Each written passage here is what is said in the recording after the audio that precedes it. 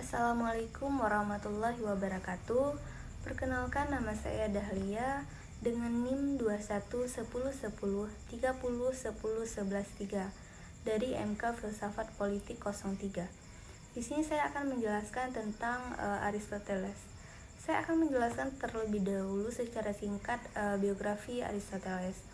Aristoteles dilahirkan di kota Stagira, dahulunya termasuk wilayah Makedonia Tengah.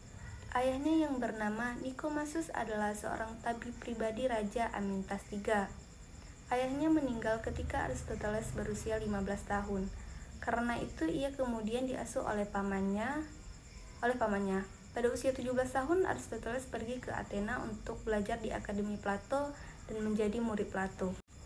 Aristoteles, seorang filsuf pada zaman klasik, pernah menyatakan bahwa manusia adalah zon politik atau makhluk politik.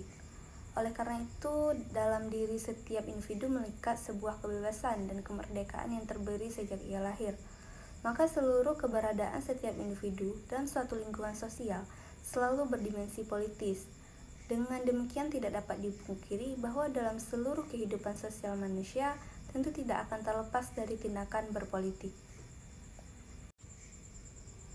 Kemudian ada pemikiran Aristoteles, salah satunya itu ada demokrasi, yang mana salah satu teks filsafat politik yang paling menarik tentang demokrasi, di masa Yunani kuno adalah karya Aristoteles yang disebut sebagai Politics.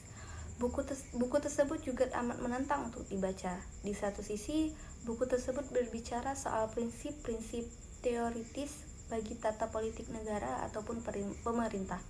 Di sisi lain, buku tersebut juga banyak berbicara soal situasi aktual masyarakat Yunani kuno yang memang menggunakan sistem demokrasi dalam pemerintahannya. Kemudian ada filsafat ilmu. Menurut Aristoteles, filsafat ilmu adalah sebab dan asas segala benda. Filsafat ilmu merupakan ilmu pengetahuan yang meliputi kebenaran yang terkandung di dalam ilmu metafisika, logika, retorika, etika, ekonomi, politik, dan estetika. Oleh karena itu, ia menambahkan filsafat sebagai teologi, filsafat sebagai refleksi dari pemikiran sistematis manusia atas realitas dan sekitarnya. Filsafat tidak berdiri sendiri dan tidak tumbuh di tempat atau ruang yang kosong. Kemudian selanjutnya adalah kritik Aristoteles terhadap demokrasi. Aristoteles mengatakan bahwa demokrasi sejatinya cacat dari lahir. Bahkan sistem ini juga dicaci maki di negeri asalnya, yaitu Yunani. Aristoteles juga menyebut demokrasi sebagai pemerintahan segerombolan orang.